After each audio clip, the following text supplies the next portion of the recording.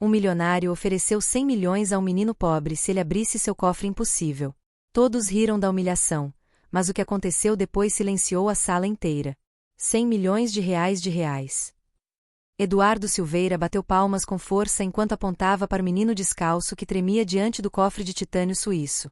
Tudo seu se conseguir abrir essa belezinha. E aí, ratinho de rua, aceita o desafio. Os 5 executivos que cercavam Eduardo explodiram em gargalhadas tão violentas que alguns precisaram segurar as barrigas. A cena era perfeita demais. Um garoto de 12 anos com roupas tão rasgadas que mal cobriam seu corpo magro, olhando para o cofre mais caro de São Paulo como se fosse um portal mágico caído do céu. Isso é melhor que televisão, berrou Gustavo Mendes, magnata do setor imobiliário, batendo na mesa executiva com força. Eduardo, você é um gênio da diversão. Será que ele sabe contar até 100? Que dirá entender o que são 100 milhões? Talvez pense que pode comer o dinheiro, acrescentou Rodrigo Martins, dono de construtora, provocando outra onda de risos brutais.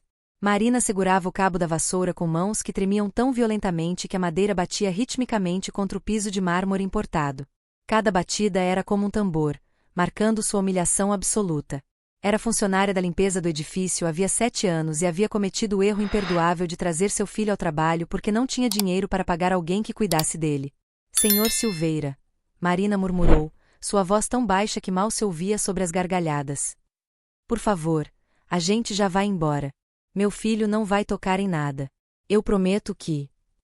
Silêncio, Eduardo rugiu, sua voz cortando o ar como um chicote. Marina encolheu-se visivelmente, como se as palavras a tivessem atingido fisicamente. Eu pedi para você falar? Durante 7 anos você limpou meus banheiros sem que eu dirigisse uma única palavra a você. E agora quer interromper minha reunião. O silêncio que se seguiu era tão denso que parecia ter peso físico. Marina baixou a cabeça, lágrimas começando a se formar em seus olhos, e deu um passo para trás até ficar quase colada na parede. Daniel a observava com uma expressão que partia o coração, uma mistura de dor, impotência e algo mais profundo que nenhum garoto de 12 anos deveria sentir. Tudo havia começado 30 minutos antes. Marina estava terminando de limpar o banheiro executivo do 4º andar quando Daniel apareceu na porta, encharcado de chuva, segurando uma pasta de papelão desgastada contra o peito. Ela quase deixou cair o balde ao vê-lo. Daniel, o que você está fazendo aqui? Mãe, encontrei isso em casa. Estava escondido naquela caixa do pai. Ele abriu a pasta com mãos tremendo. Tem um envelope com o nome Eduardo Silveira, escrito pelo pai. E está escrito urgente, entregar pessoalmente. Marina sentiu como se o chão desaparecesse sob seus pés. Aquela caixa guardava as últimas coisas de Paulo, seu falecido marido, o pai de Daniel, o homem que havia morrido há 7 anos em um acidente de obra que nunca fora devidamente investigado. Deixa eu ver isso. Ela pegou o envelope com dedos tremendo. A letra de Paulo era inconfundível e a data, no canto superior, era de apenas 2 dias antes de sua morte. Antes que pudesse decidir o que fazer, a porta do banheiro se abriu bruscamente. Eduardo Silveira entrou, seguido por seus 5 executivos mais importantes, todos falando alto sobre negócios e contratos. A presença de Marina e Daniel os fez parar abruptamente. O que é isso? Eduardo perguntou, olhando para mãe e filho como se fossem baratas que haviam invadido sua cozinha. Quem autorizou gente estranha no andar executivo? Senhor Silveira, eu trabalho aqui, sou da limpeza, Marina começou, mas Eduardo a cortou com um gesto impaciente. Não me interessa. E quem é esse? Apontou para Daniel como se fosse um objeto. É meu filho, senhor.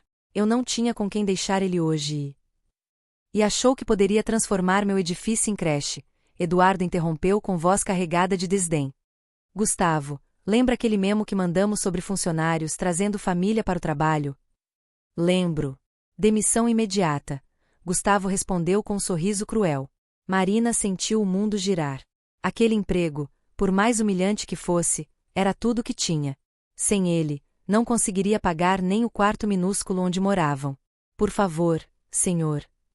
Ela caiu de joelhos, lágrimas correndo por seu rosto.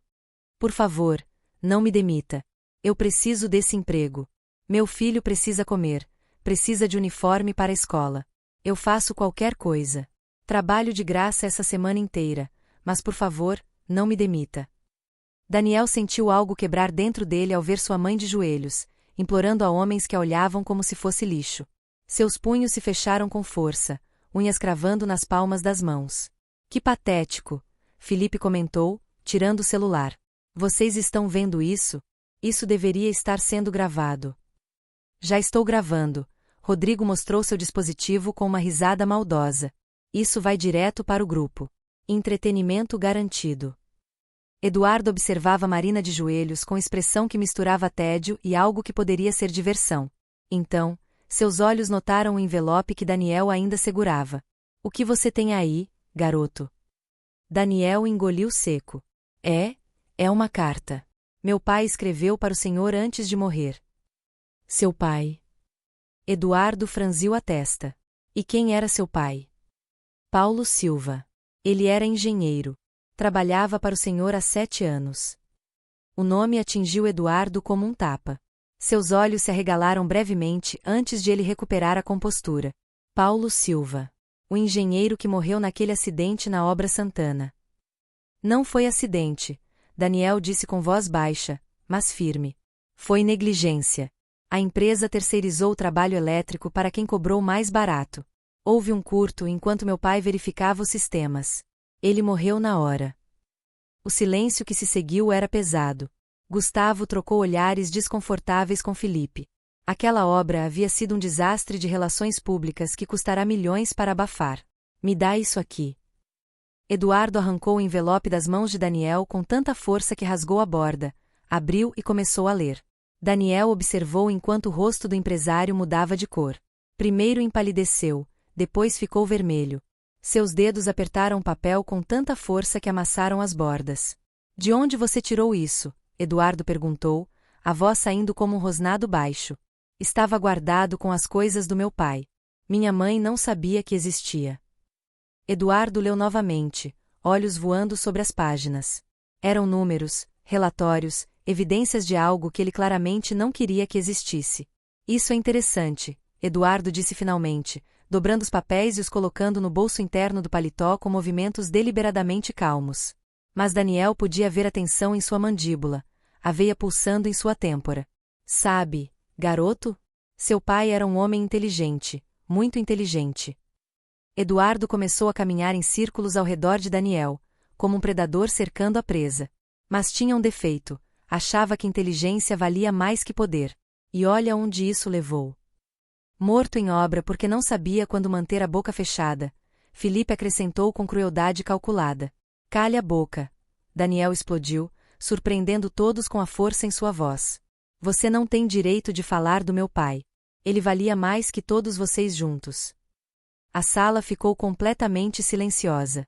Um garoto de 12 anos, descalço e com roupas rasgadas, acabará de gritar com um dos homens mais poderosos de São Paulo.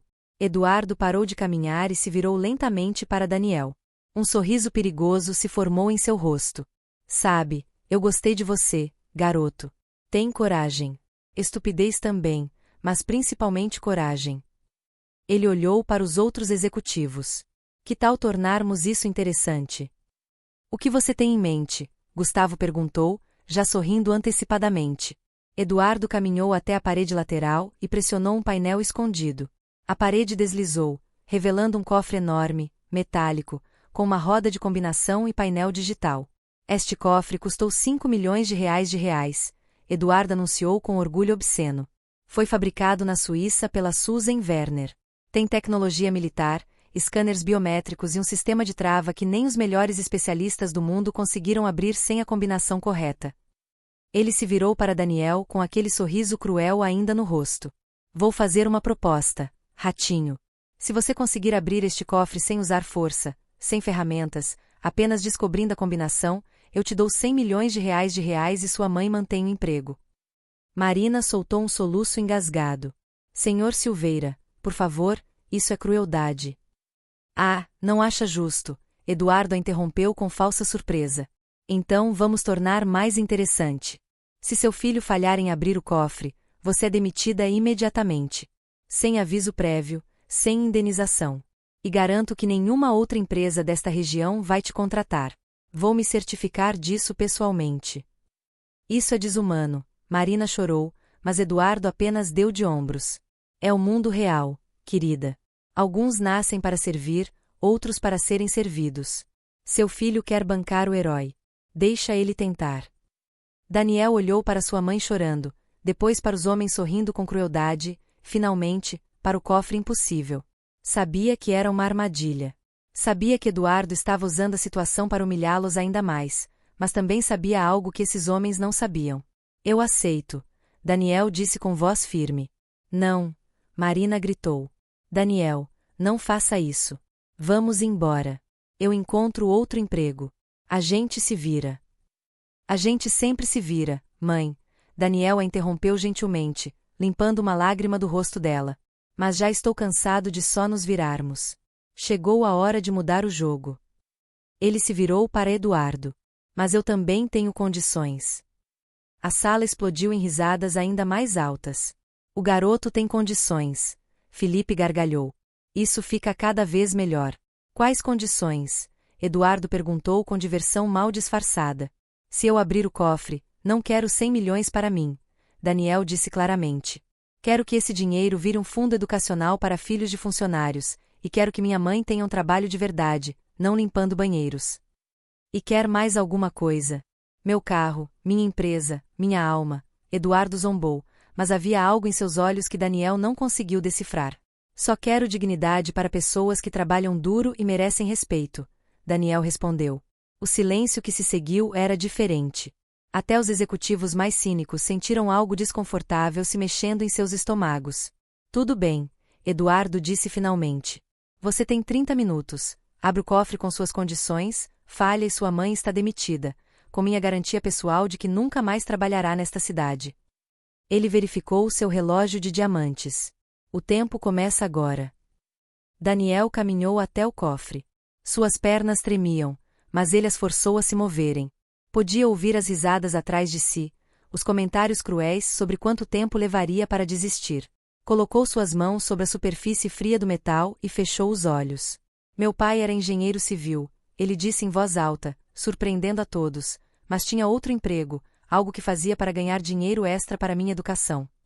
Que tocante! Gustavo zombou. E qual era esse trabalho? Daniel abriu os olhos e olhou diretamente para Eduardo. Ele era especialista em sistemas de segurança. Instalava cofres em empresas e bancos, e me ensinava tudo sobre como funcionavam. O sorriso no rosto de Eduardo vacilou pela primeira vez. Você está mentindo, Felipe acusou. Um garoto de 12 anos não sabe nada sobre cofres de segurança militar. Quer que eu prove? Daniel perguntou com uma calma que era assustadora em alguém tão jovem. Ele começou a examinar o cofre, seus dedos traçando o painel de controle com familiaridade estranha. Este é um modelo Susan Werner, série SW500. Foi lançado há 3 anos e tem uma vulnerabilidade que a empresa nunca admitiu publicamente. Que vulnerabilidade? Eduardo exigiu, todo o humor anterior evaporando de sua voz. Todos os cofres desta série vêm com código mestre de fábrica que deveria ser mudado imediatamente após a instalação. Daniel explicou, dedos agora se movendo sobre o teclado digital. Mas meu pai descobriu que 82% dos clientes nunca mudam. Só adicionam camadas de segurança em cima, sem remover a vulnerabilidade original. Ele apontou para uma placa pequena na base do cofre. O código mestre é sempre baseado no número de série de produção. Seu cofre é série SW59582. Invertido e aplicando o algoritmo padrão da Susan Werner, dá 280.595. Os dedos de Daniel se moveram sobre o teclado, digitando os números com confiança. 280.595. Por 3 segundos longos, nada aconteceu. Eduardo começou a sorrir, pensando que o garoto havia falhado. Então o cofre emitiu um bip e as travas se destravaram com um clique mecânico que ecoou pela sala como um trovão. A porta do cofre se abriu lentamente. O silêncio que se seguiu era absoluto. Os 5 executivos olhavam com expressões de choque total, incapazes de processar o impossível que acabavam de testemunhar. Eduardo Silveira ficou completamente imóvel, seu rosto perdendo toda a cor. Daniel se virou para os homens que haviam rido dele, lágrimas correndo por suas bochechas, mas a voz saindo firme e clara. Meu pai me ensinou que os melhores cofres não protegem dinheiro, protegem as lições que aprendemos. Espero que vocês aprendam bem esta lição. E, naquele momento, no quarto andar do edifício mais caro de São Paulo, um menino de 12 anos acabará de silenciar as risadas dos homens mais poderosos da cidade para sempre. O silêncio na sala era tão absoluto que Daniel podia ouvir seu próprio coração batendo. A porta do cofre permanecia aberta, revelando pilhas de dinheiro, documentos e joias que brilhavam sob a luz artificial. Mas ninguém olhava para o conteúdo. Todos os olhos estavam fixos no menino de 12 anos que acabará de fazer o impossível. Eduardo Silveira foi o primeiro a se mover. Cambaleou para trás e se deixou cair em sua cadeira de couro, o rosto completamente branco. Suas mãos tremiam enquanto ele as pressionava contra a mesa. Isso não é possível, murmurou, mais para si mesmo do que para os outros. Ele trapaceou. Felipe explodiu, jogando seu celular sobre a mesa com força. Tem que ter trapaceado. Ninguém abre um cofre de 5 milhões assim. Como eu trapaceei? Daniel perguntou com uma calma que fazia sua idade parecer uma mentira. Vocês me viram o tempo todo. Não toquei em nada além do teclado. Não usei ferramentas, apenas conhecimento. Rodrigo se levantou abruptamente, derrubando sua cadeira no processo. Eduardo, você não vai mesmo pagar 100 milhões para esse moleque por causa de um truque de sorte. Não foi sorte. A voz de Eduardo saiu baixa, derrotada. Ele sabia exatamente o que estava fazendo. Conhecia o modelo, a vulnerabilidade, o algoritmo. E você sabe como eu sabia, Daniel interrompeu, virando-se para encarar todos os executivos. Porque meu pai passou os últimos anos da vida dele instalando sistemas de segurança para empresas como a de vocês. E, cada noite, quando chegava em casa exausto, ele me ensinava, me mostrava os esquemas, explicava as falhas, me treinava para pensar como os fabricantes pensam. Lágrimas começaram a correr por seu rosto, mas sua voz permaneceu firme. Vocês sabem por que ele fazia isso? Porque sonhava que eu teria uma vida melhor que a dele, que eu não precisaria arriscar minha vida em obras perigosas, que eu teria educação, oportunidades, dignidade. E então vocês o mataram, Daniel acusou, apontando diretamente para Eduardo.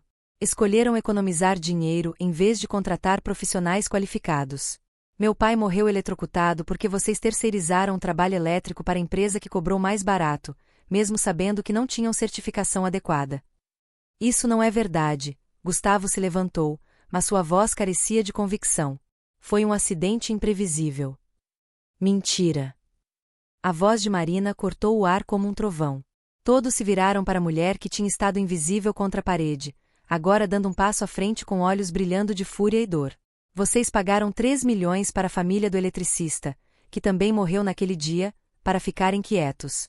Pagaram mais 2 milhões para o engenheiro de segurança falsificar o relatório e pagaram mais 5 milhões para os jornais enterrarem a história.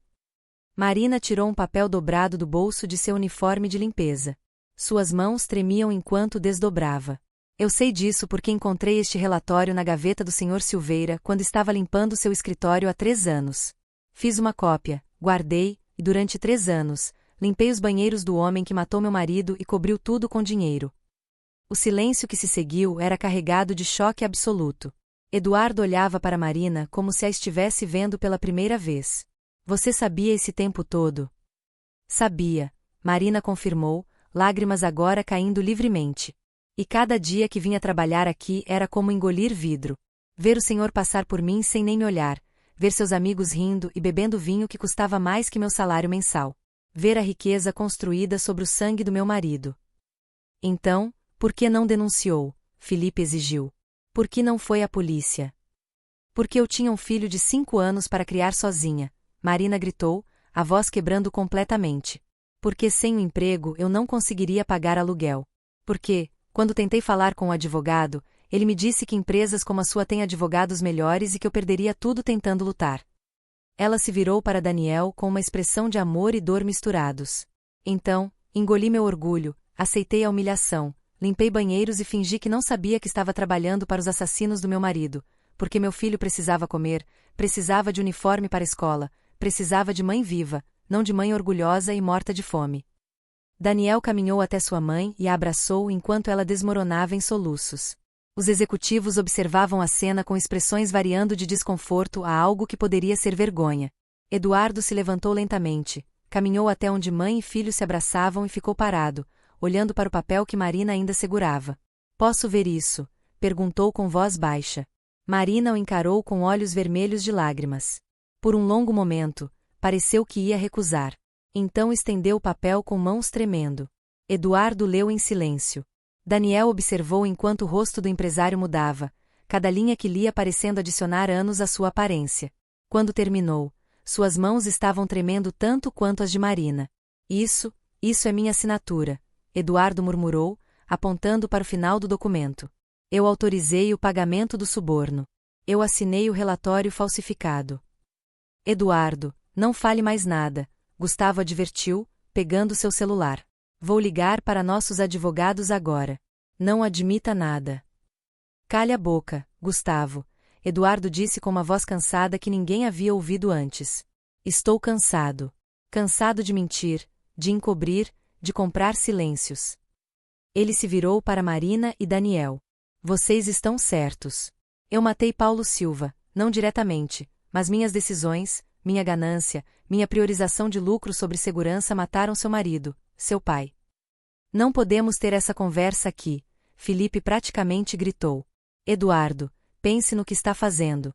Essa mulher tem evidências. Esse garoto acabou de abrir seu cofre. Eles podem nos destruir. Podem, Eduardo concordou calmamente. E talvez devessem. Ele caminhou de volta para seu cofre aberto e tirou uma pasta grossa. Sabe o que tem aqui dentro? Contratos, acordos de confidencialidade, recibos de pagamentos a testemunhas, evidências de pelo menos 12 outros acidentes que minha empresa causou nos últimos 20 anos. Eduardo jogou a pasta sobre a mesa de reuniões, documentos se espalhando. 12 famílias destruídas, 12 viúvas que tiveram que escolher entre justiça e sobrevivência. Dezenas de crianças que cresceram sem paz porque eu escolhi lucro sobre segurança. Eduardo, pare, Rodrigo rugiu, ficando de pé com o rosto vermelho. Você enlouqueceu. Está admitindo crimes na frente de testemunhas. Testemunhas, Eduardo deu uma risada sem humor. Vocês três assinaram metade desses documentos. Gustavo aprovou os subornos. Felipe falsificou inspeções de segurança. Rodrigo contratou as empresas não certificadas porque eram mais baratas. Ele apontou para cada um enquanto falava. Vocês são tão culpados quanto eu. A diferença é que eu estou cansado de carregar esse peso. Estou cansado de ser monstro. Isso é porque o moleque abriu seu cofre, Felipe debochou, embora sua voz tremesse. Por que uma faxineira guardou um papel? Eduardo, você está se deixando manipular por uma farsa emocional. Não é farsa. A voz de Daniel cortou a sala com autoridade impossível para sua idade. E não é sobre o cofre, é sobre o fato de que vocês viveram durante anos sabendo o que fizeram e nunca perderam uma noite de sono. Daniel caminhou até a mesa e pegou um dos documentos espalhados. Era um contrato de acordo de silêncio com uma viúva. Esta mulher recebeu R$ 500.000 para não processar vocês pela morte do marido dela. 500 mil parecem muito dinheiro, não é? Ele olhou para cada executivo. Mas o marido dela tinha 32 anos.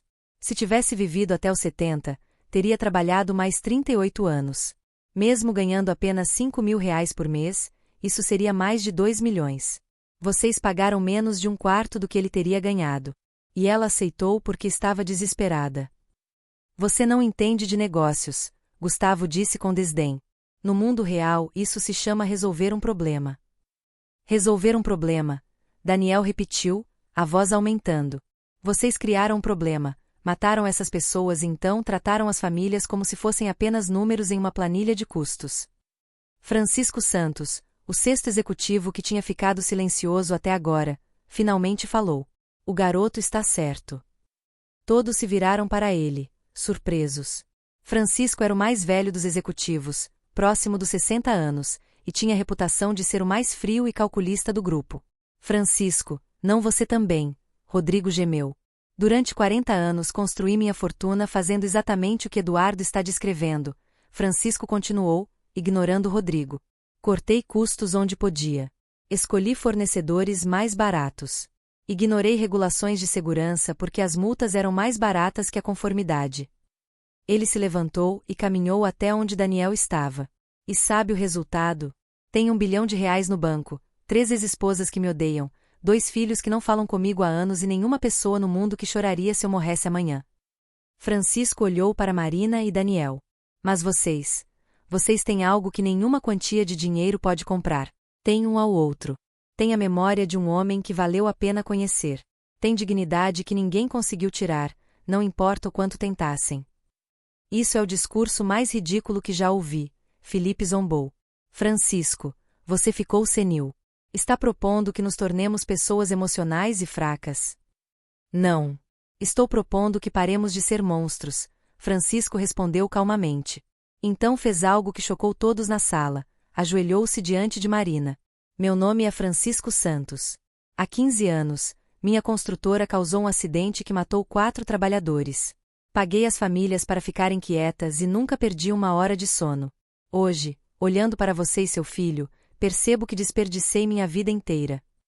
Marina olhou para o homem ajoelhado à sua frente com uma mistura de confusão e algo que poderia ser compaixão. Por que está me dizendo isso? Porque preciso começar a enfrentar o que fiz, Francisco respondeu. E porque este garoto acabou de me dar uma lição que 40 anos de sucesso empresarial nunca me ensinaram, que inteligência sem humanidade é apenas crueldade sofisticada. Eduardo observava Francisco com expressão indescritível. Então, lentamente, também se ajoelhou. Meu nome é Eduardo Silveira. Matei seu marido por ganância. Humilhei você e seu filho por arrogância e não mereço seu perdão, mas vou passar o resto da minha vida tentando merecer. Chega! Gustavo explodiu, levantando-se tão abruptamente que sua cadeira voou para trás. Vocês dois enlouqueceram completamente. Eu não vou ficar aqui vendo esse circo. Nem eu, Felipe concordou, pegando suas coisas. Eduardo, quando você recuperar a sanidade, me liga. Até lá, considere nossa parceria suspensa. Rodrigo olhou para Eduardo e Francisco ajoelhados, depois para Marina e Daniel e, finalmente, para seus colegas que se preparavam para sair. Vocês sabem o que vai acontecer se essa história vazar? Seremos destruídos, presos, arruinados. Então talvez seja o que merecemos, Eduardo respondeu, sem se levantar. Falem por vocês, Felipe disse na porta. Rodrigo, Gustavo, vocês vêm ou ficam com esses loucos? Rodrigo hesitou, olhando para Daniel. O menino o encarava com aqueles olhos que pareciam ver direto em sua alma. Finalmente, Rodrigo balançou a cabeça. Desculpa, Eduardo. Tenho família para proteger, negócios para salvar. Não posso me dar ao luxo de consciência. Os 3 homens saíram, suas risadas nervosas ecoando pelo corredor enquanto se afastavam. Francisco se levantou lentamente, ajudando Eduardo a fazer o mesmo. Bem, perdemos metade de nossa aliança empresarial. Não era uma aliança, Eduardo respondeu. Eram cúmplices. É diferente. Ele se virou para Daniel. O acordo permanece. 100 milhões de reais para o fundo educacional. Sua mãe terá posição executiva na empresa, não limpando banheiros. E vou. Não, Daniel interrompeu. Eduardo piscou. Não é suficiente, Daniel explicou. 100 milhões parecem muito dinheiro. Mas quantos Paulos existem por aí? Quantas Marinas estão limpando banheiros de homens que mataram seus maridos?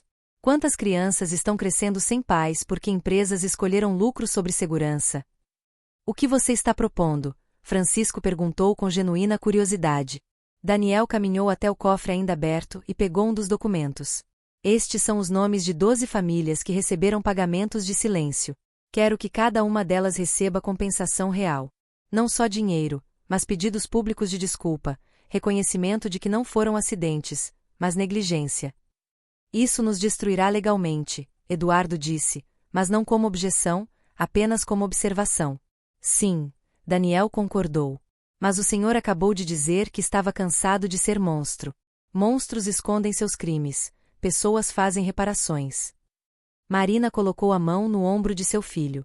Daniel, você tem certeza? Isso pode não dar em nada. Eles podem mudar de ideia amanhã. Podem ter advogados bloqueando tudo.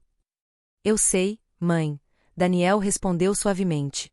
Mas o pai sempre dizia que fazer a coisa certa não vem com garantias.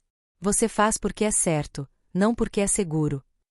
Eduardo e Francisco trocaram olhares.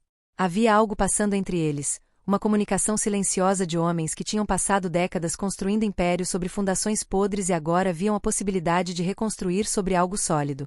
Vai custar tudo, Francisco disse finalmente. Nossas reputações, nossas empresas, possivelmente nossa liberdade.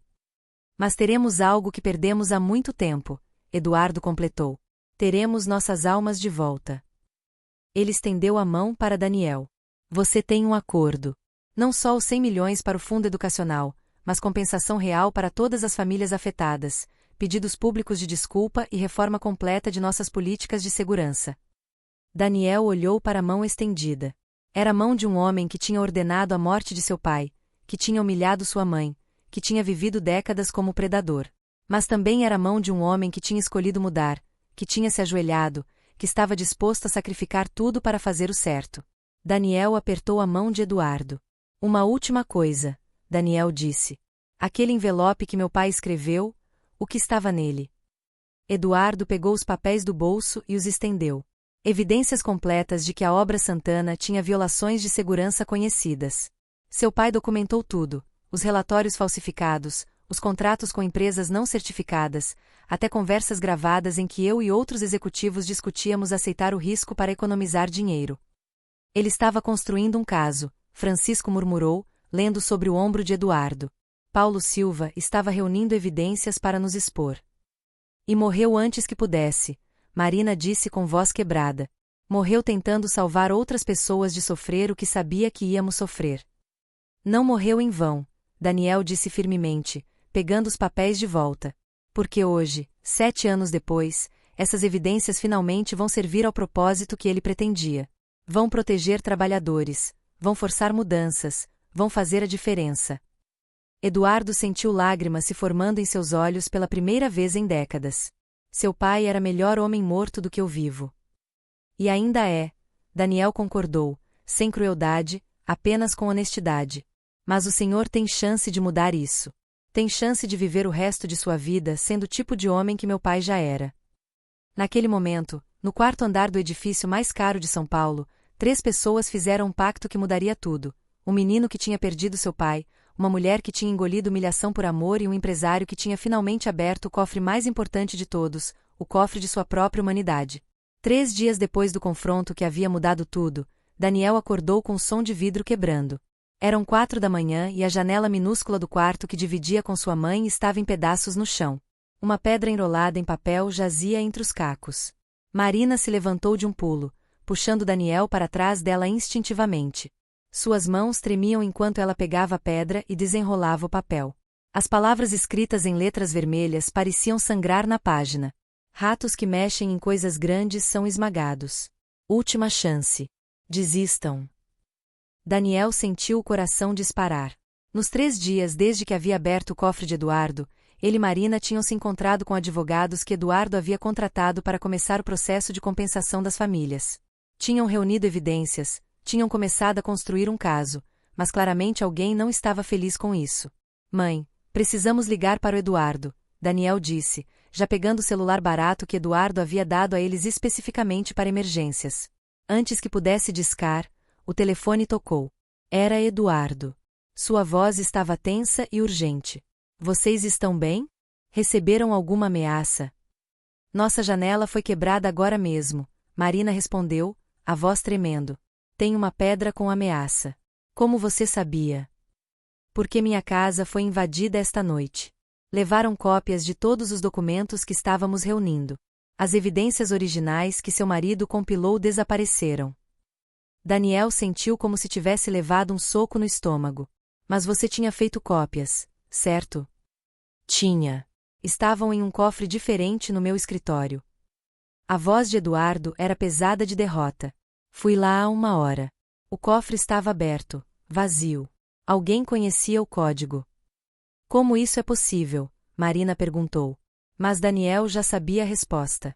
Os outros executivos, ele disse. Felipe, Gustavo e Rodrigo. Eles sabiam os códigos dos seus cofres, não é? O silêncio de Eduardo confirmou tudo. Precisamos nos encontrar, Eduardo disse finalmente. Minha casa não é segura. Seu apartamento também não. Conheço um lugar. Vou mandar o endereço. 1 hora depois, Daniel e Marina estavam em um pequeno café na periferia da cidade, tão diferente dos lugares luxuosos que Eduardo normalmente frequentava que parecia outro mundo. Eduardo já estava lá, acompanhado de Francisco Santos. Ambos os homens pareciam ter envelhecido 10 anos em 3 dias. Eles se moveram rápido, Francisco disse sem preâmbulos quando Daniel e Marina se sentaram. Mais rápido e mais brutal do que esperávamos. O que mais aconteceu? Daniel perguntou, embora parte dele não quisesse saber. Eduardo tirou um tablet e mostrou uma série de notícias online. As manchetes fizeram o sangue de Daniel gelar. Empresário Eduardo Silveira sob investigação por fraude, possível esquema de extorsão usando criança como fachada. Faxineira acusa patrão de assédio. Especialistas questionam motivos. Eles estão destruindo nossa credibilidade antes que possamos expor a verdade, Marina sussurrou, lendo as notícias com horror crescente. Pior que isso, Francisco adicionou, deslizando para outra manchete. Olhem esta. Especialista em segurança questiona a legitimidade de garoto prodígio, possível fraude elaborada. O artigo incluía uma entrevista com um suposto especialista em cofres, dizendo que era estatisticamente impossível que uma criança de 12 anos pudesse abrir um cofre Susan Werner sem ter sido treinada por profissionais, implicando que tudo era uma farsa elaborada. Eles estão pintando vocês como golpistas, Eduardo disse com raiva na voz. Como se tivessem planejado tudo para me extorquir. E está funcionando. Francisco apontou para a seção de comentários. Centenas de pessoas já tinham deixado mensagens chamando Daniel de ator, Marina de oportunista e Eduardo de idiota que caiu em golpe óbvio. Daniel sentiu lágrimas de frustração queimando em seus olhos. Mas nós temos provas. Temos o relatório que a minha mãe guardou. Temos. Que pode facilmente ser pintado como falsificado, Francisco interrompeu gentilmente, mas firmemente. Daniel, essas pessoas são mestres em manipular narrativas. Eles têm advogados melhores, relações com a mídia e dinheiro suficiente para comprar qualquer especialista que precisem. Então, perdemos? Marina perguntou, a voz quebrando. Depois de tudo isso, eles simplesmente ganham. Não. Uma nova voz disse atrás deles.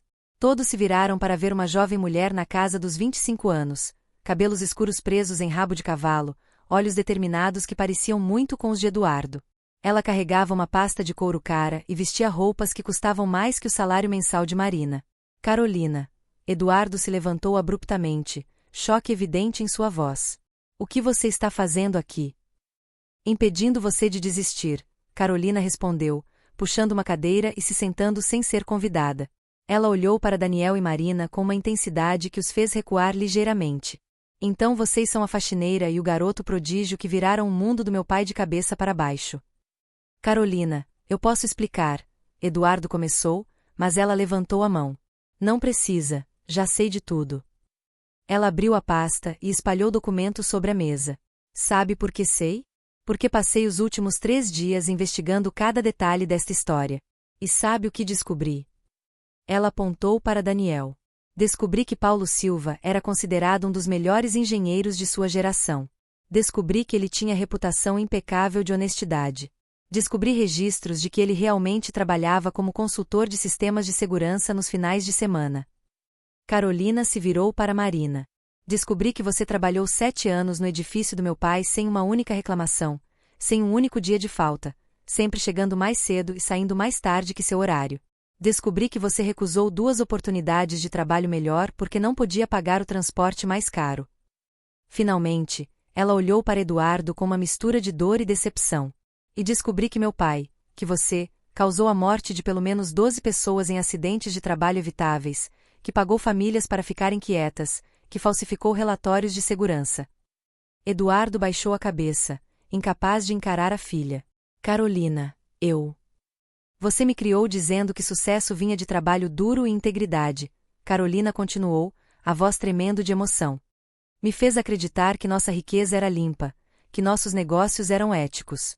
E agora descubro que cada centavo que pagou minha educação na Europa, cada jantar caro, cada roupa de grife, tudo está manchado de sangue. Lágrimas começaram a correr por seu rosto, mas ela não as limpou. Durante 3 dias chorei, vomitei, não consegui dormir porque o pai que eu conhecia morreu e, no lugar dele, encontrei um estranho que matou pessoas por ganância. Eu sinto muito, Eduardo sussurrou, sua própria voz quebrando. Sinto tanto, Carolina, se pudesse voltar no tempo. Mas não pode, ela o interrompeu. Ninguém pode. Então, a única opção é seguir em frente. E é por isso que estou aqui. Carolina puxou mais documentos da pasta. Sou advogada corporativa formada em Harvard, com especialização em compliance e fraude empresarial. Passei os últimos 3 anos trabalhando para uma das maiores firmas de advocacia de Nova York e vou usar cada segundo dessa experiência para garantir que Felipe, Gustavo e Rodrigo não destruam vocês. Por quê? Daniel perguntou suavemente. Por que você nos ajudaria? Nós destruímos seu pai. Não, Carolina olhou diretamente para ele. Vocês salvaram meu pai. Pela primeira vez na vida dele, ele está tentando fazer a coisa certa. E eu não vou deixar que homens piores do que ele era destruam essa chance de redenção. Ela espalhou mais papéis sobre a mesa. Passei a noite investigando Felipe, Gustavo e Rodrigo e descobri coisas que eles definitivamente não querem que sejam públicas. Que tipo de coisas? Francisco se inclinou para frente com interesse. Felipe Cardoso, herdeiro farmacêutico. Sua empresa está sendo investigada por vender medicamentos falsificados para hospitais públicos. Gustavo Mendes, magnata imobiliário, tem esquema de lavagem de dinheiro através de propriedades fantasmas. Rodrigo Martins, dono de construtora, suborna inspetores de obras sistematicamente. Carolina sorriu, mas não era um sorriso gentil. Eles pensam que podem destruir vocês expondo a verdade? Vamos ver como se sentem quando a verdade deles vier à tona. Isso é? Marina hesitou. Isso não é meio vingativo. Não é vingança, é justiça, Carolina respondeu firmemente. Essas informações são reais, documentadas e de interesse público. A única diferença é que agora temos motivação para expô-las. Daniel observou Carolina com admiração crescente. Ela tinha a mesma inteligência afiada do pai, mas direcionada para algo construtivo em vez de destrutivo. Tem mais uma coisa, Carolina continuou, a expressão ficando mais séria. Preciso que entendam o perigo real que enfrentam. Esses homens não vão apenas destruir suas reputações, eles vão tentar destruir suas vidas. Como se fosse uma deixa sinistra, o celular de Eduardo tocou. Ele olhou para a tela e empalideceu. É da escola de Daniel. Marina pegou o telefone com mãos tremendo. A conversa que se seguiu fez o sangue de Daniel gelar. Quando ela desligou, estava branca como papel. A diretora disse que o assistente social foi à escola hoje. Está questionando se sou mãe adequada. Disseram que receberam denúncia anônima de que estou envolvendo Daniel em esquemas criminosos, que estou usando ele para extorquir pessoas ricas. Eles vão tentar tirar meu filho de mim. Marina sussurrou, a voz quebrando completamente. Vão usar o sistema contra nós. Daniel sentiu pânico absoluto pela primeira vez. Eles podiam destruir reputações, roubar evidências, até ameaçar com violência. Mas separar ele de sua mãe, isso era impensável. Não vão conseguir, Carolina disse com convicção absoluta. Tenho contatos no serviço social. Vou fazer ligações agora mesmo. Mas vocês precisam entender. Ela olhou entre Marina e Daniel. Isso vai piorar antes de melhorar. Eles vão atacar de todos os ângulos. Vão tornar suas vidas um inferno. Então, o que fazemos? Daniel perguntou, tentando manter a voz firme, apesar do medo que sentia. Carolina se levantou, pegando sua pasta. Fazemos o que eles não esperam. Não nos escondemos. Não esperamos que eles definam a narrativa. Nós atacamos primeiro. Como? Francisco perguntou. Convocamos uma coletiva de imprensa, Carolina anunciou. Hoje à tarde. Antes que eles tenham tempo de solidificar suas mentiras, chamamos todos os jornais, todas as TVs, todas as rádios e contamos toda a verdade. Eles vão nos destruir, Eduardo murmurou. A mídia vai me crucificar. Sim, Carolina concordou sem hesitação. Vão. Mas sabe o que mais vão fazer? Vão investigar. E, quando investigarem, vão encontrar tudo sobre Felipe, Gustavo e Rodrigo. Também vão descobrir que isso é muito maior que apenas você. Ela se virou para Daniel. Mas há um porém. Você vai ter que falar na frente de câmeras, repórteres, do mundo inteiro. Vai ter que contar sua história, mostrar quem você realmente acha que consegue fazer isso. Daniel olhou para sua mãe, que observava com olhos cheios de medo e orgulho misturados. Pensou em seu pai, que havia morrido tentando expor a verdade. Pensou nas 12 outras famílias que tinham sofrido em silêncio. Consigo, ele disse, a voz saindo mais firme do que se sentia. Então vamos fazer história, Carolina disse com um sorriso feroz. Porque, se esses homens querem uma guerra, vamos dar a eles uma que nunca vão esquecer. Enquanto saíam do café, Daniel não percebeu o carro escuro estacionado do outro lado da rua. Dentro dele, Felipe Cardoso observava através de lentes escuras, celular na mão. Eles estão planejando coletiva de imprensa. Felipe falou no telefone. Hoje à tarde. Do outro lado, a voz de Gustavo era carregada de raiva. Não vamos deixar isso acontecer. Já acionei nossos contatos. Se esse garoto aparecer em público, vai se arrepender. E quanto à mulher? Rodrigo perguntou, sua voz se juntando à chamada em conferência. Já está sendo tratado. Felipe respondeu com um sorriso cruel. O assistente social é nosso. A escola é nossa. Até o fim do dia, essa criança vai estar em um abrigo e essa mulher vai estar presa por colocar menor em risco. E se eles ainda tentarem fazer a coletiva? Gustavo perguntou. Então garantimos que ninguém acredite neles, Felipe respondeu. Já tenho 3 especialistas prontos para desmentir cada palavra que disserem. Tenho vítimas preparadas para acusar Eduardo de assédio e tenho juiz no bolso pronto para emitir ordem de restrição, se necessário. Eles realmente acham que podem nos vencer, Rodrigo riu. Somos bilionários. Temos o sistema inteiro trabalhando para nós. Eles são nada. Sempre foram nada. E vamos lembrar eles disso. Felipe desligou e continuou observando enquanto Daniel, Marina, Eduardo, Francisco e Carolina entravam em 2 carros diferentes. Aproveitem suas últimas horas de liberdade, ele murmurou para si mesmo. Porque depois de hoje vão descobrir o que realmente acontece quando ratos desafiam leões. O que Felipe não sabia era que Carolina havia notado o carro escuro, havia memorizado a placa e já estava enviando mensagem para seus contatos investigativos. A guerra estava apenas começando e ninguém sairia ileso. O salão de conferências do Hotel Mirante estava lotado até não caber mais ninguém. Dezenas de câmeras, microfones e jornalistas se apertavam no espaço, criando um mar de rostos curiosos e céticos. A notícia de que Eduardo Silveira faria uma declaração bombástica havia se espalhado como fogo, e a mídia estava faminta por sangue. Daniel estava nos bastidores, mãos tremendo enquanto segurava um copo de água que não conseguia beber. Marina estava ao seu lado, vestindo roupas simples, mas limpas, que Carolina havia conseguido para ela. Eduardo e Francisco estavam revisando suas anotações pela 10ª vez, ambos com expressões de homens prestes a enfrentar um pelotão de fuzilamento. Ainda temos tempo de cancelar, Eduardo disse suavemente, olhando para Daniel. Você não precisa passar por isso. Podemos encontrar outro jeito.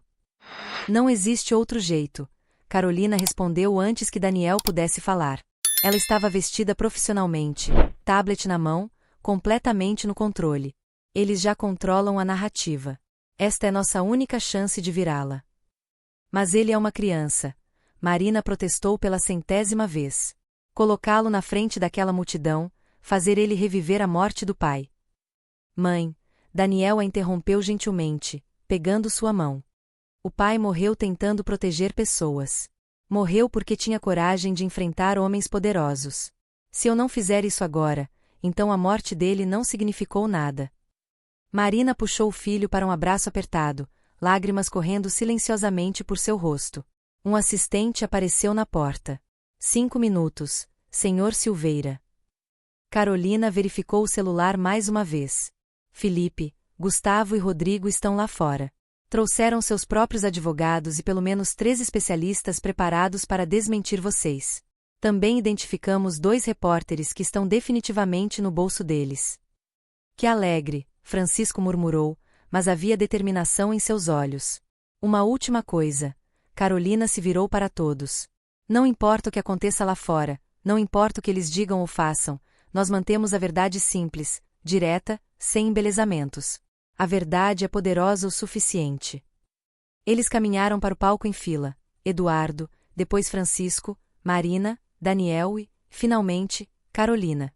O barulho da sala foi gradualmente diminuindo até um silêncio tenso enquanto eles se posicionavam atrás do pódio. Eduardo se aproximou dos microfones, respirou fundo e começou. Meu nome é Eduardo Silveira. Durante 30 anos, construí um império empresarial valendo mais de 2 bilhões de reais. E construí esse império sobre os corpos de pelo menos 12 pessoas que morreram porque eu escolhi lucro sobre segurança. O silêncio explodiu em murmúrios chocados. Câmeras clicavam furiosamente. Repórteres gritavam perguntas que Eduardo ignorou. Há 7 anos, um dos meus melhores engenheiros, Paulo Silva, morreu eletrocutado em uma obra. Paguei sua família para ficar quieta, falsifiquei relatórios de inspeção, cobre tudo com dinheiro. Eduardo fez uma pausa, lágrimas se formando em seus olhos. E, durante 7 anos, a viúva dele limpou meus banheiros enquanto eu fingia que ela não existia. Ele gesticulou para Marina. Esta mulher trabalhou para mim durante 7 anos. 7 anos limpando a sujeira de um homem que matou seu marido. E eu nunca falei uma palavra com ela até alguns dias atrás. Mentira. Uma voz cortou do fundo da sala. Felipe Cardoso se levantou, acompanhado por Gustavo e Rodrigo. Todos os 3 vestiam ternos impecáveis e expressões de indignação calculada. Isso é uma farsa, Felipe continuou, caminhando em direção ao palco. Eduardo Silveira está tendo um colapso nervoso e está sendo manipulado por golpistas. Por favor, mantenham a ordem, Carolina disse no microfone, a voz calma, mas firme. Ela olhou entre Marina e Daniel. Isso vai piorar antes de melhorar. Eles vão atacar de todos os ângulos. Vão tornar suas vidas um inferno. Então, o que fazemos? Daniel perguntou, tentando manter a voz firme, apesar do medo que sentia. Carolina se levantou, pegando sua pasta. Fazemos o que eles não esperam. Não nos escondemos. Não esperamos que eles definam a narrativa. Nós atacamos primeiro. Como? Francisco perguntou. Convocamos uma coletiva de imprensa. Carolina anunciou. Hoje à tarde. Antes que eles tenham tempo de solidificar suas mentiras, chamamos todos os jornais, todas as TVs, todas as rádios e contamos toda a verdade. Eles vão nos destruir, Eduardo murmurou. A mídia vai me crucificar. Sim, Carolina concordou sem hesitação. Vão. Mas sabe o que mais vão fazer? Vão investigar. E, quando investigarem, vão encontrar tudo sobre Felipe, Gustavo e Rodrigo. Também vão descobrir que isso é muito maior que apenas você. Ela se virou para Daniel. Mas há um porém. Você vai ter que falar na frente de câmeras, repórteres, do mundo inteiro. Vai ter que contar sua história, mostrar quem você realmente acha que consegue fazer isso. Daniel olhou para sua mãe, que observava com olhos cheios de medo e orgulho misturados. Pensou em seu pai, que havia morrido tentando expor a verdade. Pensou nas 12 outras famílias que tinham sofrido em silêncio. Consigo, ele disse, a voz saindo mais firme do que se sentia. Então vamos fazer história, Carolina disse com um sorriso feroz. Porque, se esses homens querem uma guerra, vamos dar a eles uma que nunca vão esquecer. Enquanto saíam do café, Daniel não percebeu o carro escuro estacionado do outro lado da rua. Dentro dele, Felipe Cardoso observava através de lentes escuras, celular na mão. Eles estão planejando coletiva de imprensa. Felipe falou no telefone. Hoje à tarde. Do outro lado, a voz de Gustavo era carregada de raiva. Não vamos deixar isso acontecer. Já acionei nossos contatos. Se esse garoto aparecer em público, vai se arrepender. E quanto à mulher? Rodrigo perguntou, sua voz se juntando à chamada em conferência. Já está sendo tratado. Felipe respondeu com um sorriso cruel. O assistente social é nosso. A escola é nossa. Até o fim do dia, essa criança vai estar em um abrigo e essa mulher vai estar presa por colocar menor em risco. E se eles ainda tentarem fazer a coletiva?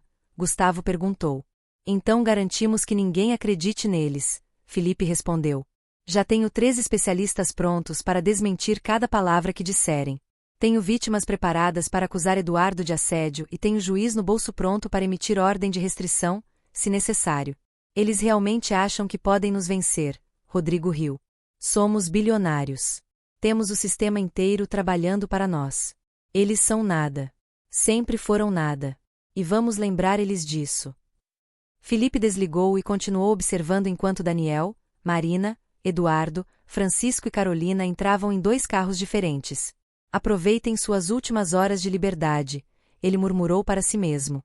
Porque depois de hoje vão descobrir o que realmente acontece quando ratos desafiam leões. O que Felipe não sabia era que Carolina havia notado o carro escuro, havia memorizado a placa e já estava enviando mensagem para seus contatos investigativos. A guerra estava apenas começando e ninguém sairia ileso. O salão de conferências do Hotel Mirante estava lotado até não caber mais ninguém. Dezenas de câmeras, microfones e jornalistas se apertavam no espaço, criando um mar de rostos curiosos e céticos. A notícia de que Eduardo Silveira faria uma declaração bombástica havia se espalhado como fogo, e a mídia estava faminta por sangue. Daniel estava nos bastidores, mãos tremendo enquanto segurava um copo de água que não conseguia beber. Marina estava ao seu lado, vestindo roupas simples, mas limpas, que Carolina havia conseguido para ela. Eduardo e Francisco estavam revisando suas anotações pela 10ª vez, ambos com expressões de homens prestes a enfrentar um pelotão de fuzilamento. Ainda temos tempo de cancelar, Eduardo disse suavemente, olhando para Daniel. Você não precisa passar por isso. Podemos encontrar outro jeito. Não existe outro jeito, Carolina respondeu antes que Daniel pudesse falar. Ela estava vestida profissionalmente, tablet na mão, completamente no controle. Eles já controlam a narrativa. Esta é nossa única chance de virá-la. Mas ele é uma criança. Marina protestou pela 100ª vez. Colocá-lo na frente daquela multidão, fazer ele reviver a morte do pai. Mãe, Daniel a interrompeu gentilmente, pegando sua mão. O pai morreu tentando proteger pessoas. Morreu porque tinha coragem de enfrentar homens poderosos. Se eu não fizer isso agora, então a morte dele não significou nada. Marina puxou o filho para um abraço apertado, lágrimas correndo silenciosamente por seu rosto. Um assistente apareceu na porta. 5 minutos, Senhor Silveira. Carolina verificou o celular mais uma vez. Felipe, Gustavo e Rodrigo estão lá fora. Trouxeram seus próprios advogados e pelo menos 3 especialistas preparados para desmentir vocês. Também identificamos 2 repórteres que estão definitivamente no bolso deles. Que alegre, Francisco murmurou, mas havia determinação em seus olhos. Uma última coisa. Carolina se virou para todos. Não importa o que aconteça lá fora, não importa o que eles digam ou façam, nós mantemos a verdade simples, direta, sem embelezamentos.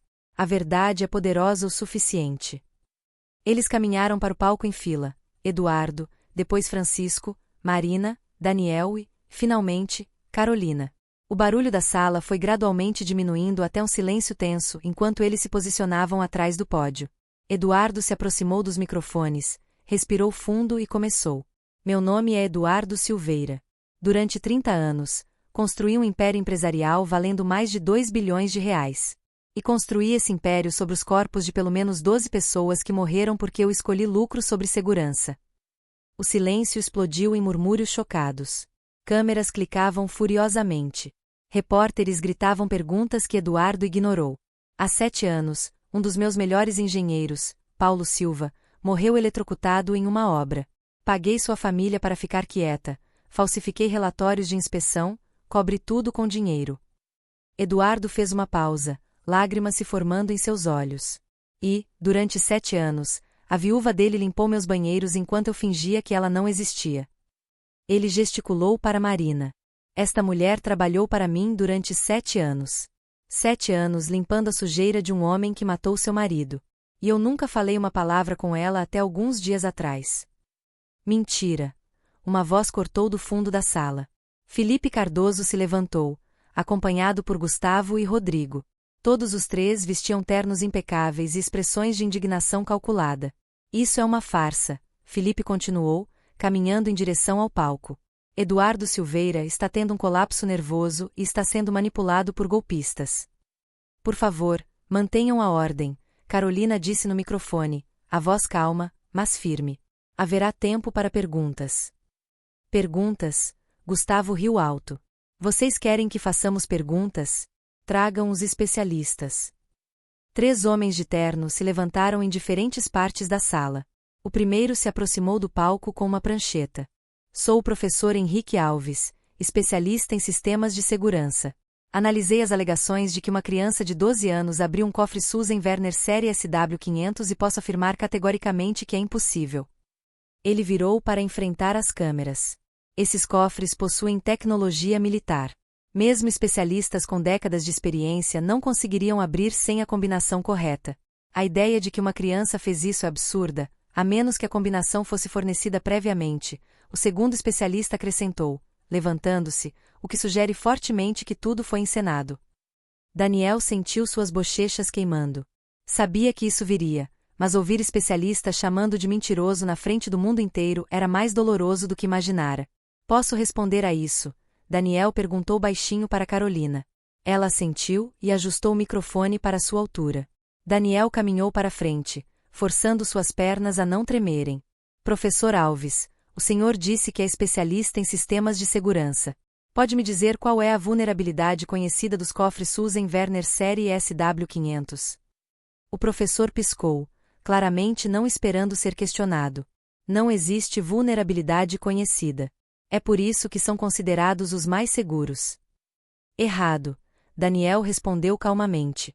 Ele acenou para Carolina, que projetou uma imagem em uma tela atrás deles. Era um diagrama técnico de um cofre.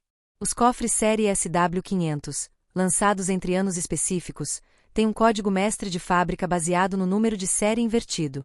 82% dos compradores nunca mudam esse código mestre, apenas adicionam camadas de segurança biométrica em cima. Daniel apontou para diferentes partes do diagrama.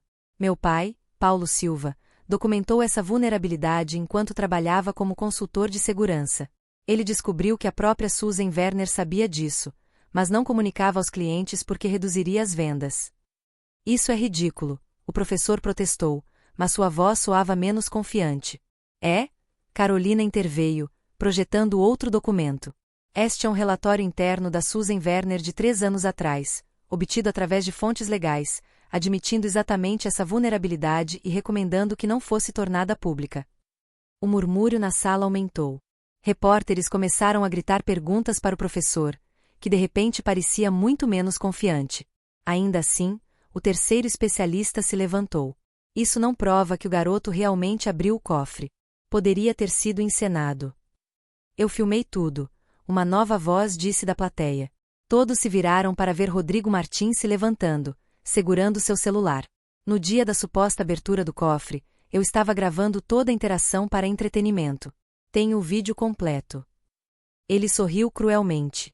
E esse vídeo mostra claramente que foi uma farsa. Vocês querem ver? Sim. Vários repórteres gritaram. Rodrigo conectou seu celular a um projetor. A tela grande atrás do palco acendeu, mostrando o vídeo do escritório de Eduardo. Daniel observou com crescente horror enquanto o vídeo mostrava exatamente o que tinha acontecido, ele examinando o cofre, digitando os números, o cofre abrindo. Mas então Rodrigo pausou o vídeo em um frame específico. Olhem aqui. Ele apontou. Podem ver que, momentos antes do garoto abrir o cofre, há um reflexo no metal. Alguém mais estava na sala. Alguém que convenientemente não aparece no frame completo. Ele sorriu para as câmeras. Isso poderia facilmente ter sido um cúmplice, sinalizando o código correto para o garoto. O coração de Daniel afundou. O vídeo era real, mas a interpretação estava sendo distorcida perfeitamente para fazer tudo parecer falso. Isso é manipulação. Marina gritou no microfone. Vocês estão pegando evidência real e distorcendo. Estou, Rodrigo desafiou, ou estou simplesmente apontando inconsistências óbvias? Porque, francamente, toda essa história parece conveniente demais. Faxineiro humilde, filho prodígio, empresário culpado tendo crise de consciência. É como novela barata. E vocês, repórteres, estão engolindo tudo sem questionar, Gustavo acrescentou com desdém. Felipe se aproximou do palco com um envelope. Mas tem mais, muito mais. Ele abriu o envelope e tirou documentos. Estas são denúncias formais feitas por 3 ex-funcionários de Eduardo Silveira, alegando que Marina Silva os assediou sexualmente enquanto trabalhava no edifício. Isso é mentira, Marina gritou, lágrimas de raiva correndo por seu rosto. É? Felipe sorriu friamente. Porque temos declarações assinadas, datas, detalhes específicos, e curiosamente, todas datam dos últimos 7 anos. Ele se virou para as câmeras. Parece que Marina Silva não é a vítima inocente que está sendo pintada. Parece que ela tem histórico de comportamento inadequado. Será que estamos vendo tentativa de extorsão por alguém desesperado e sem escrúpulos? Daniel sentiu o mundo girar. Estava acontecendo exatamente o que Carolina havia previsto. Eles estavam destruindo a credibilidade de sua mãe, transformando vítima em vilã. Mas esperem, tem mais. Gustavo se juntou, claramente adorando o show. Também temos relatórios da escola de Daniel Silva indicando comportamento problemático, brigas, roubo, mentiras compulsivas. Isso é tudo mentira. Daniel gritou no microfone, a voz quebrando. Daniel, calma. Carolina sussurrou. Mas Daniel estava além de qualquer calmaria. Vocês estão mentindo sobre tudo, inventando documentos, subornando pessoas, distorcendo evidências. Prova. Felipe disse simplesmente, abrindo os braços. Mostrem provas de que estamos mentindo, porque até agora tudo que vimos é o seguinte: um empresário tendo colapso nervoso, uma faxineira com histórico questionável e uma criança que alega poderes impossíveis. O silêncio que se seguiu era devastador. Daniel olhou para os rostos dos jornalistas e viu ceticismo, dúvida, até desdém em alguns. Felipe havia feito exatamente o que prometera. Havia transformado a narrativa completamente. Senhoras e senhores da imprensa, Rodrigo disse com falsa preocupação. Acho que estamos testemunhando algo triste aqui. Um homem bom sendo manipulado, uma criança sendo explorada por uma mãe sem escrúpulos. E vocês estão dando plataforma para essa farsa. Sugiro que acabem com isso antes que se tornem cúmplices de fraude. Isso. Gustavo acrescentou. Daniel sentiu lágrimas de frustração e impotência correndo por seu rosto. Estava perdendo tudo pelo que tinham trabalhado, todo o sofrimento, toda a verdade sendo enterrada sob mentiras tão bem construídas que pareciam mais reais que a realidade. Marina o puxou para um abraço, ambos chorando abertamente agora. Eduardo e Francisco pareciam derrotados. Mesmo Carolina parecia estar sem palavras. Felipe, Gustavo e Rodrigo começaram a se virar para sair, claramente satisfeitos com a destruição que haviam causado. E então a porta do fundo da sala se abriu. Uma mulher entrou, acompanhada por duas outras pessoas. Ela era mais velha, talvez 40 anos, com olhos vermelhos de choro, mas expressão determinada. Meu nome é Teresa Oliveira. Ela disse em voz alta, silenciando a sala. E há 5 anos meu marido morreu em um acidente de obra da empresa de Eduardo Silveira. Fui paga R$2 milhões para ficar quieta. Teresa continuou caminhando para a frente. Assinei acordo de confidencialidade. Durante 5 anos, vivi com esse dinheiro manchado de sangue, me odiando a cada dia. Ela se virou para enfrentar as câmeras. Mas hoje, vendo esse garoto sendo destruído por dizer a verdade, não posso mais ficar quieta. Teresa abriu uma pasta. Estas são cópias de todos os documentos que recebi, o acordo de silêncio, os relatórios falsificados, as provas de que meu marido morreu porque a empresa cortou custos de segurança. Uma das pessoas que entraram com ela se aproximou. Meu nome é Roberto Dias. Perdi meu irmão há 3 anos. Também fui pago para ficar quieto e também estou aqui para dizer a verdade. A terceira pessoa, uma mulher jovem, se apresentou. Sou Júlia Santos. Meu pai morreu há 2 anos. Eu também fui comprada para ficar calada. De repente, como se uma barragem tivesse se rompido, mais pessoas começaram a se levantar na plateia. Uma, depois outra, depois 5, depois 10. Eu também. E eu. Meu marido. Meu filho. Minha esposa. Em questão de minutos, mais de 20 pessoas estavam de pé, todas declarando que haviam perdido entes queridos em acidentes causados pelas empresas de Eduardo, Felipe, Gustavo e Rodrigo. Todas disseram que haviam sido pagas para ficarem quietas e todas estavam dizendo que não mais. O silêncio na sala era absoluto. Felipe, Gustavo e Rodrigo estavam congelados, rostos completamente brancos. Carolina se aproximou do microfone com um sorriso que era pura vitória. Senhores repórteres, estas são as 23 famílias que consegui localizar nos últimos 3 dias. 23 famílias destruídas, 23 mortes evitáveis. E isto, ela levantou um tablet, é apenas o começo. Temos documentos, gravações, e-mails, mensagens de texto mostrando como esses 3 homens sistematicamente encobriram crimes, subornaram autoridades e destruíram qualquer um que ameaçasse expô-los. Carolina apontou para Felipe, Gustavo e Rodrigo. Vocês queriam provas. Aqui estão suas provas. Não das alegações contra Daniel e Marina, que são todas fabricadas e podem ser facilmente desmentidas, mas provas contra vocês. Isso é inadmissível, Felipe gaguejou, mas sua voz carecia de força. É admissível em tribunal, Carolina respondeu friamente. E vai ser, porque todos esses documentos já foram entregues ao Ministério Público esta manhã. Há mandados sendo preparados enquanto falamos. Como se tivesse sido coreografado, as portas da sala se abriram e policiais entraram. Felipe Cardoso, Gustavo Mendes, Rodrigo Martins, o delegado anunciou: vocês estão presos por suspeita de homicídio culposo, falsificação de documentos, suborno de autoridades e conspiração para obstruir justiça. O caos explodiu, câmeras clicaram furiosamente, repórteres gritaram perguntas. E, enquanto os 3 homens eram algemados e levados, seus rostos de choque e terror foram capturados por dezenas de ângulos. Daniel observou tudo como se estivesse em um sonho. Minutos atrás, estava derrotado. Agora, Carolina se ajoelhou na frente dele. Você fez isso. Sua coragem de falar inspirou essas pessoas a finalmente contarem suas histórias. Sem você, elas teriam continuado em silêncio. Daniel olhou para as 23 pessoas que ainda estavam de pé, muitas chorando, mas todas com expressões de alívio, finalmente libertas depois de anos.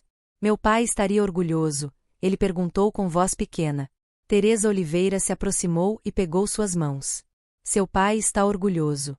E, onde quer que esteja, ele está sorrindo. Eduardo se aproximou das famílias, lágrimas correndo por seu rosto. Eu sei que não posso desfazer o que fiz. Sei que nenhuma quantidade de dinheiro pode trazer seus entes queridos de volta, mas vou passar cada dia restante da minha vida tentando fazer reparações. Vamos responsabilizá-lo por isso, Teresa disse firmemente, mas não sem compaixão. Todos nós vamos. E, naquele momento, numa sala de conferência que minutos antes havia sido um campo de batalha, algo milagroso aconteceu. Vítimas e perpetrador começaram a conversar. Não era perdão, ainda não, mas era o primeiro passo em direção a algo que poderia eventualmente se tornar cura. A coletiva de imprensa terminou 3 horas depois, e quando Daniel finalmente saiu do hotel, de mãos dadas com sua mãe, o sol estava se pondo em um céu alaranjado. Acabou? Marina perguntou suavemente. Não, Carolina respondeu, juntando-se a eles.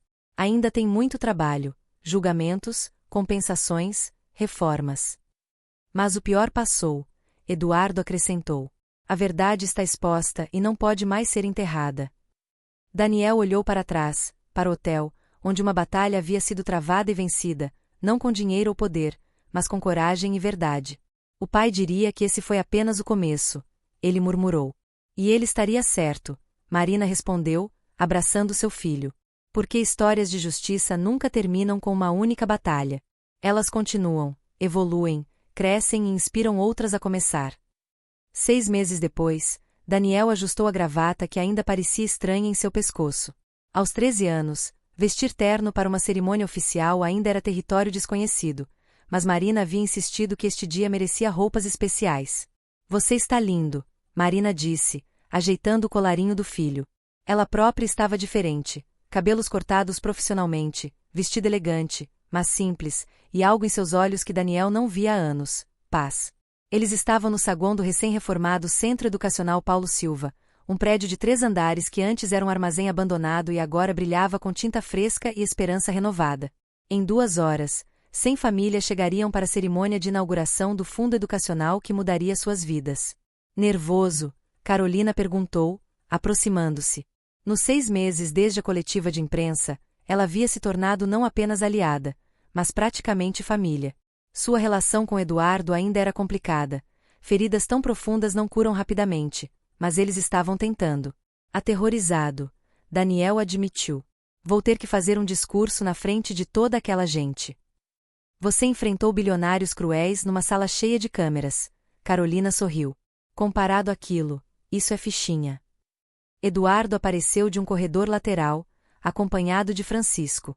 Ambos os homens tinham envelhecido visivelmente nos últimos meses, não de forma negativa, mas como se tivessem finalmente permitido que o peso de seus erros se mostrasse em seus rostos. Eduardo havia perdido pelo menos 10 quilogramas e Francisco tinha mais cabelos brancos do que antes. As cadeiras estão todas posicionadas, Eduardo anunciou. Os técnicos de som fizeram o teste final. Os certificados estão prontos. Ele fez uma pausa, olhando ao redor do espaço que haviam criado. As paredes estavam cobertas com fotos das 23 famílias que haviam falado na coletiva, mais outras 12 que haviam se manifestado depois.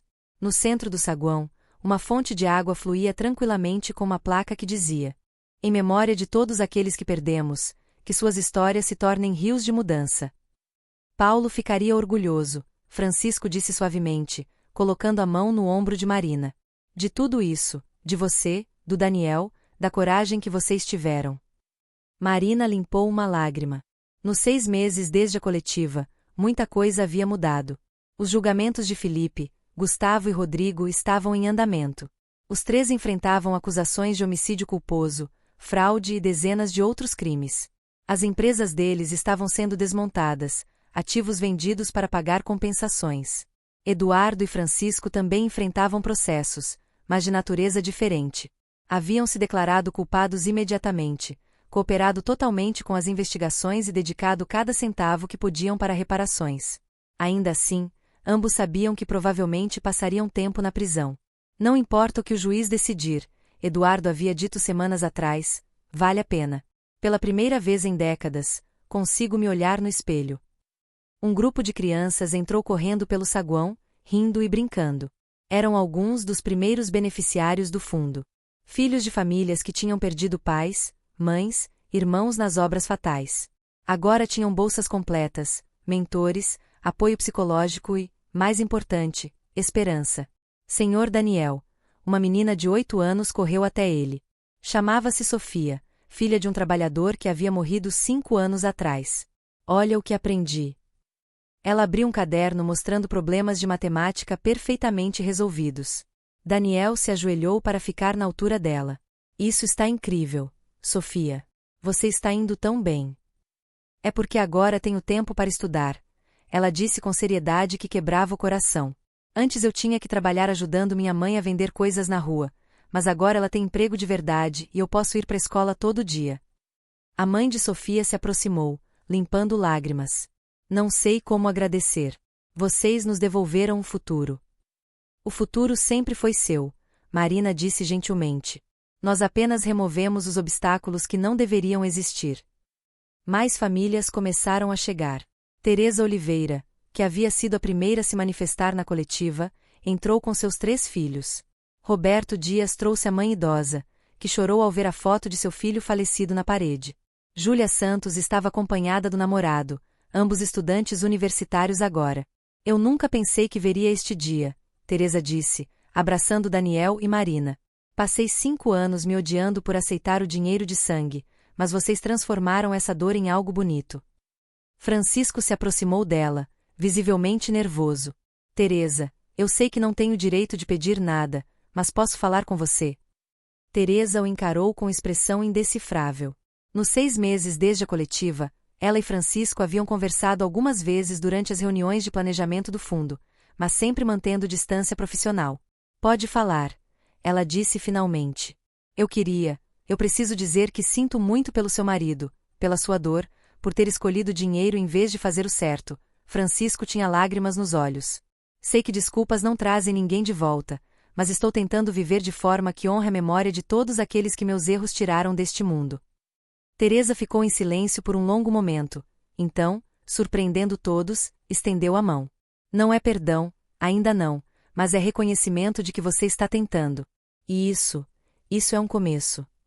Francisco apertou a mão dela como se fosse a coisa mais preciosa do mundo. A cerimônia começou às 4 da tarde. O auditório estava lotado com mais de 300 pessoas, famílias beneficiárias, funcionários do centro, jornalistas e representantes do governo que haviam sido forçados a implementar novas regulações de segurança trabalhista após o escândalo. Eduardo subiu ao palco primeiro. Seu discurso foi curto e direto. Durante 30 anos, construí um império sobre os corpos de pessoas que confiaram em mim para protegê-las. Não há desculpa para isso. Não há justificativa. Há apenas a verdade brutal de que escolhi lucro sobre vidas humanas. Sua voz quebrou. Mas, graças à coragem de um garoto de 12 anos que se recusou a aceitar injustiça e de sua mãe, que escolheu dignidade sobre vingança, tenho uma chance de passar o resto da minha vida fazendo algo que vale a pena. Este centro não é meu legado, é o legado de Paulo Silva e de todas as outras pessoas cujas vidas foram tiradas muito cedo. É o legado de cada família que transformou dor em propósito. E é o compromisso de que nunca mais vamos permitir que o lucro valha mais que uma vida humana. O aplauso foi comedido, mas genuíno. Eduardo desceu do palco e Marina subiu. Ela ficou parada diante do microfone por um momento, parecendo tão nervosa quanto Daniel se sentia. Mas, quando começou a falar, sua voz era clara e forte. Meu nome é Marina Silva. Durante 7 anos limpei banheiros no edifício de um homem que matou meu marido. E cada dia que eu fazia isso, morria um pouco por dentro. Mas eu tinha um filho para criar, tinha contas para pagar, tinha escolha entre orgulho e sobrevivência. Então, escolhi sobrevivência, e carreguei vergonha disso durante anos. Marina respirou fundo. Mas meu filho me ensinou algo. Me ensinou que sobrevivência não é vergonhosa, que fazer o que precisa ser feito para proteger quem você ama não é fraqueza. Que, às vezes, a coisa mais corajosa que podemos fazer é simplesmente continuar existindo quando tudo nos diz para desistir. Ela olhou diretamente para as mães na audiência. Para cada mãe aqui que trabalhou 3 empregos. Para cada pai que aceitou humilhação para alimentar filhos. Para cada pessoa que engoliu orgulho para sobreviver, vocês não são fracos. São os mais fortes entre nós. E este centro existe para honrar essa força. O aplauso desta vez foi ensurdecedor. Mulheres estavam de pé, chorando, abraçando umas às outras. Marina desceu do palco e foi imediatamente cercada por mães que queriam abraçá-la, agradecer, compartilhar suas próprias histórias. Carolina se aproximou do microfone em seguida. Sou Carolina Silveira, filha de Eduardo, e durante 25 anos vivi numa mentira confortável. Achava que a riqueza da minha família era limpa, que meu pai era o herói que eu acreditava ser. E descobrir a verdade foi como ter o chão desaparecendo sob meus pés. Ela respirou fundo. Mas descobri outra coisa também. Descobri que nunca é tarde para escolher fazer o certo. Que legados não são definidos apenas por nossos erros, mas pelo que fazemos depois de reconhecê-los. Meu pai cometeu crimes terríveis e vai pagar por eles, mas também escolheu mudar. E eu escolho ajudá-lo nessa mudança, não porque ele merece, mas porque todas essas famílias merecem. Porque toda criança que passa por estas portas merece. Ela olhou para Eduardo, que assistia com lágrimas correndo livremente.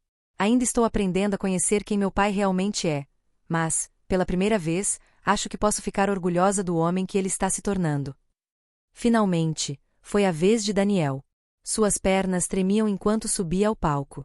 300 pessoas observavam com expectativa, mas, quando olhou para o fundo da sala e viu a foto de seu pai na parede, algo se acalmou dentro dele. Meu nome é Daniel Silva, tenho 13 anos e há 7 anos perdi meu pai. Meu pai era engenheiro, era especialista em segurança, era professor, mentor e o melhor pai que qualquer criança poderia pedir. E morreu porque homens poderosos escolheram dinheiro em vez da vida dele. Durante anos, carreguei raiva disso. Quis vingança. Quis que as pessoas que mataram meu pai sofressem como nós sofremos. Mas sabe o que descobri? Vingança não traz ninguém de volta. Raiva não cura feridas. E ódio só cria mais ódio.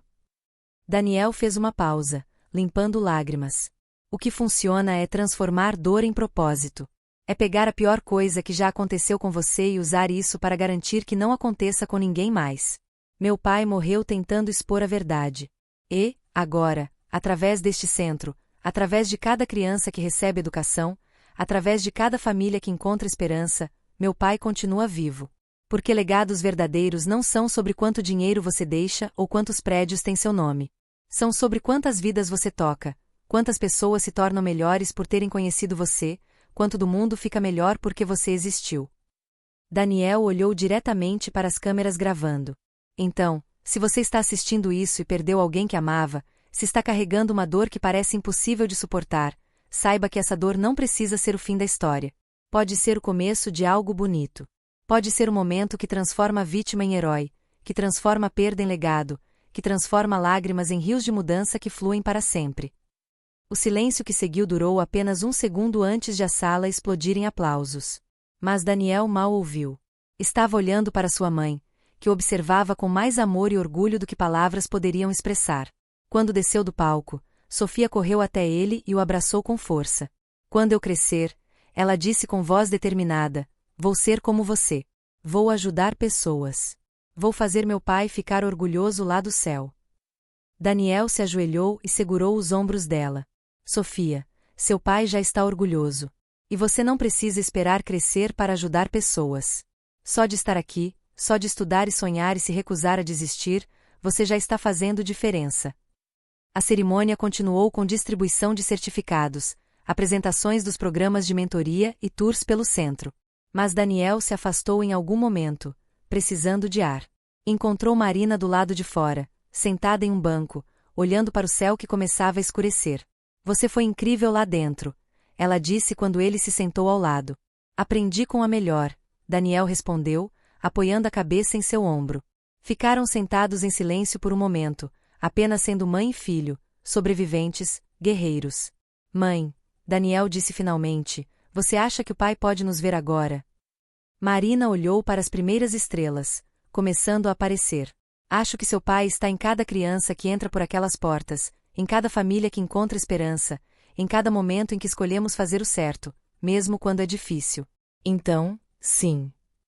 Ela puxou o filho mais perto. Ele não só pode nos ver, ele está aqui em tudo isso, para sempre. E, enquanto o Centro Educacional Paulo Silva brilhava com luz e vida atrás deles, mãe e filho sentaram juntos sob as estrelas, sabendo que haviam orado o legado de um homem bom e que esse legado nunca jamais morreria. No dia seguinte à inauguração, Daniel acordou antes de o sol nascer. Marina já estava preparando café, vestindo roupas confortáveis e carregando flores frescas. Pronto? Ela perguntou suavemente. Pronto, Daniel confirmou. Eduardo, Francisco e Carolina os esperavam no estacionamento. O silêncio durante a viagem ao cemitério era pesado demais para palavras. Quando chegaram ao túmulo de Paulo Silva, encontraram algo inesperado. Teresa Oliveira, Roberto Dias, Júlia Santos e pelo menos 15 outras famílias já estavam lá, visitando seus próprios entes queridos perdidos. Quando soubemos que viriam hoje, sentimos que deveríamos estar aqui também, Teresa explicou. Unidos. Paulo teria amado saber que não está sozinho, Marina disse, a voz emocionada. Ao lado da lápide simples estava uma jabuticabeira jovem, pronta para ser plantada. Francisco e Eduardo começaram a cavar, suando e sujando as mãos de formas que provavelmente nunca haviam feito. Daniel os ajudou com uma pá menor. Logo, 10 pessoas cavavam juntas. Quando o buraco estava pronto, Daniel tirou algo do bolso, a primeira chave mestra que Paulo lhe havia dado. Quero enterrar isso com a árvore, explicou, a voz tremendo.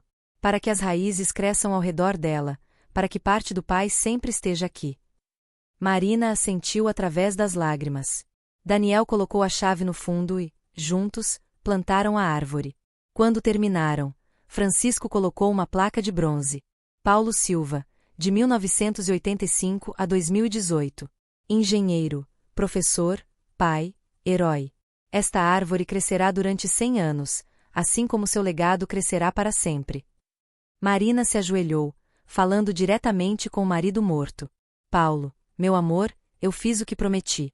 Nosso filho está fazendo coisas que vão além do que imaginei.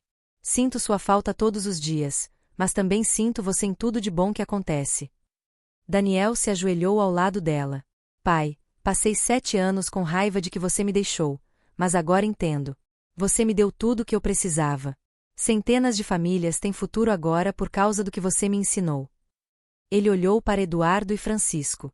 Até homens que te mataram estão tentando ser melhores por causa do que você representava. Obrigado por cada lição. Nenhuma foi desperdiçada. Eduardo se aproximou, caindo de joelhos. Paulo Silva, você tinha integridade que eu nunca tive. Morreu porque escolhi dinheiro em vez de sua vida. Não mereço perdão, mas vou passar cada dia tentando honrar o que você representava. Francisco se juntou. Nunca te conheci em vida, mas seu legado me mostrou que nunca é tarde para mudar. Teresa colocou a mão no ombro de Eduardo. Paulo teria perdoado. Homens como ele entendem que perdão é sobre libertar, não sobre merecer. Sofia, a menina de 8 anos, se aproximou timidamente. Eu não conheci o Sr. Paulo, mas meu pai também morreu em acidente de trabalho. Agora, vendo essa árvore e todas essas pessoas, sei que a morte dele significou alguma coisa. Significou mudança. Ela plantou uma flor pequena ao lado da jabuticabeira. Outras crianças seguiram o exemplo até que o túmulo estava cercado por um círculo colorido de vida nova. Vamos fazer uma promessa, Daniel disse em voz alta. Todos os anos voltaremos aqui. Vamos ver essa árvore crescer e garantir que nunca esqueçamos. Prometo, Sofia disse imediatamente. Um por um, todos prometeram. Carolina tirou uma foto do grupo, 35 pessoas cercando a árvore jovem. Esta foto vai para o saguão do centro, para que toda criança saiba que não está sozinha. Daniel colocou a mão na árvore, fechando os olhos. Podia sentir as raízes se estendendo, conectando-se com a chave enterrada, criando um vínculo entre passado e futuro. Até ano que vem, pai, sussurrou. Um ano depois do plantio, Daniel retornou ao cemitério com 150 pessoas. A árvore havia crescido visivelmente, e, no galho mais baixo, pendia a primeira jabuticaba. A árvore deu fruto. Sofia apontou com empolgação. O legado continua. Marina disse através de lágrimas de alegria. Daniel pegou a jabuticaba cuidadosamente. Era pequena, mas representava continuidade, crescimento, promessa de que algo bonito poderia crescer do solo da tragédia. Vamos plantar as sementes, anunciou. Espalhar o legado do pai por toda a cidade, para que, em 50 anos, quando alguém perguntar por que há jabuticabeiras em todo lugar, possam contar a história de Paulo Silva. Ele olhou ao redor para todas as faces, crianças com educação, mães com esperança, famílias com futuro. Meu pai me ensinou que os melhores cofres não protegem dinheiro, protegem as lições que aprendemos. E a lição final que aprendi é esta: amor verdadeiro nunca morre. Ele se transforma, se multiplica, se converte em ações que mudam o mundo. Legados não são sobre monumentos de mármore, são sobre quantas vidas tocamos. E cada um de nós tem capacidade de criar mudança que dura para sempre. Daniel plantou as sementes ao lado da árvore original. Meu pai morreu há 8 anos, mas olhem ao redor. Ele está mais vivo agora do que quando respirava. Vive em cada criança que estuda, em cada família que encontra esperança, em cada pessoa que escolhe fazer o certo. E, enquanto continuarmos transformando dor em propósito, enquanto continuarmos amando mais forte do que odiamos. Ele olhou para a jabuticabeira, seu fruto perfeito, as sementes que se tornariam mais árvores, e sorriu através das lágrimas. Então Paulo Silva nunca jamais morrerá. Ele viverá para sempre. E isso é a única vitória que realmente importa. As 150 pessoas ficaram em silêncio, absorvendo a verdade profunda dessas palavras. Então, começando com Sofia, todos começaram a aplaudir. Não era aplauso de celebridade, era aplauso de reconhecimento, de que algo sagrado havia acontecido ali, de que o amor havia vencido o ódio, de que a esperança havia vencido o desespero, de que a luz sempre vence a escuridão, desde que existam pessoas corajosas o suficiente para acender a primeira chama. Fim da história.